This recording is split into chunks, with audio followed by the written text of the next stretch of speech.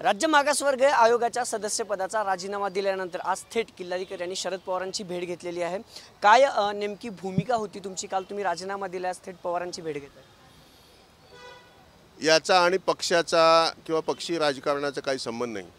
मी जी माझी भूमिका आयोगामध्ये मांडलेली आहे ती महाराष्ट्राच्या विकासाला अनुकूल अशा स्वरूपाची भूमिका मांडलेली आहे आणि फक्त मराठा आरक्षण ह्या विषयाकडे न बघता महाराष्ट्रातल्या विविध समाजांच्या आरक्षणाच्या मागण्या, भविष्यात येऊ घातलेल्या मागण्या आणि देश स्वतंत्र झाल्यापासून आजपर्यंत जातनिहाय जनगणना होऊन आकडेवारी उपलब्ध न झाल्यामुळे महाराष्ट्र राज्य मागासवर्गाच्या ज्या अडचणी आहेत असे इश्यू डील करण्यामध्ये, त्याच्या अनुषंगाने मी ही भूमिका मांडलेली आहे। आज मराठा आरक्षणाचा इश्यू समोर आहे, उद्या लिंगायतांच्या आरक्षणाचा इश्यू आहे, त्याशिवाय इतर आणखीन ओपन कॅटेगरीमधल्या लोकांच्या मागच्या काही महिन्यापूर्वीचं पाहिलं तर आमच्याकडे ब्राह्मण समाजाने सुद्धा मागणी केलेली होती की आम्हाला आरक्षणासाठी विचार केला गेला पाहिजे आणि आता EWS आल्यामुळं त्यांची ती मागणी पूर्ण झालेली दिसून येते, ती येत नाही। अशा स्वरूपाच्या वेगवेगळ्या मागण्या भविष्यात ज्या येतील त्या जर सोडवायच्या असेल तर एक विशिष्ट अशा चिकित्सक स्वरूपाची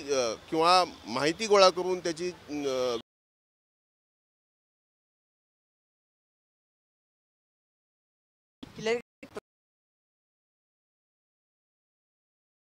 जनगणना वर्ग आयोगाचं हे करणं, त्या मुद्द्यावरून सदस्यांमध्ये एक वाक्यता नव्हती म्हणून तुम्ही राजीनामा दिला असं बोलला, असं काही आहे का? कुठले मुद्दे आहेत ते जे तुम्ही मांडतायत? माझ्या कुठल्याही सदस्यासोबत मतभेद नव्हता।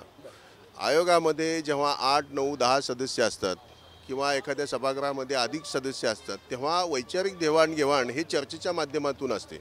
एखाद्यानी मांडलेली भूमिका वेगळ्या स्वरूपाची असेल किंवा तीच भूमिका वेगळ्या पद्धतीने त्यांनी मांडली म्हणून विरोध आहे असं म्हणणं योग्य नाही। लोकशाहीमध्ये हे अपेक्षित आहे की वैचारिक देवाणघेवाण झाली पाहिजे आणि त्यातूनच भक्कम स्वरूपाचा निर्णय बाहेर येत असतो। कुठले मुद्दे तुम्ही मांडला होता? कुठल्या 2 मागण्या मुख्य होत्या तुमच्या? माझी मुख्य मागणी हेच आहे की आयोगाकडे माहितीची बँक क्रिएट झाली पाहिजे। कुठलाही इश्यू आला तर त्या माहितीच्या आधारे, त्या आकडेवारीच्या आधारे तो सोडवता आला पाहिजे। माहितीच नसेल तर त्रोटक माहितीच्या आधारे जर का आपण निर्णय घ्यायला लागलो तर जे सदस्य निर्णय घेतात त्यांच्या वैयक्तिक मताचा प्रभाव त्या निर्णयावर दिसायला लागतो, वास्तववादी निर्णय तो राहत नाही। म्हणून माझी आग्रही भूमिका आहे की महाराष्ट्राची संपूर्ण जातनिहाय जनगणना झाली पाहिजे।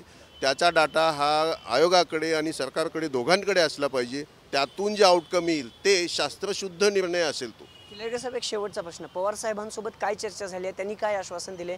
कुठल्या नेत्यांना, कुठल्या पक्षाच्या अध्यक्षांना वगैरे ते बोलणार आहेत या सगळ्या विषयावर? मी या विषयाची मांडणी पवार साहेबांच्या पुढे केलं आहे। पवार साहेब हे इतके ज्येष्ठ आहेत की माझ्या वयापेक्षा त्यांचा राजकीय अनुभव मोठा आहे। मी त्यांना एवढंच म्हटलं की हा एक मोठा समाजाचा प्रश्न निर्माण झालेला आहे महाराष्ट्रामध्ये।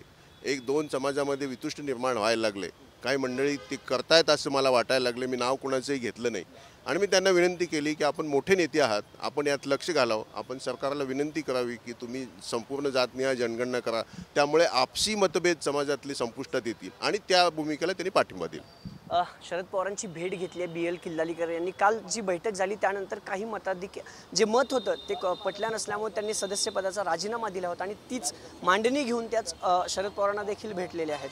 कॅमेरा पर्सन तुषारसह अभिजित पोते, TV9 मराठी, पुणे।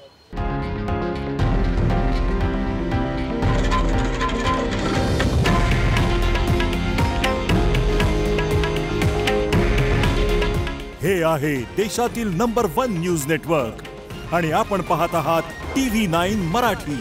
काळजी तुमची, हित महाराष्ट्राचं।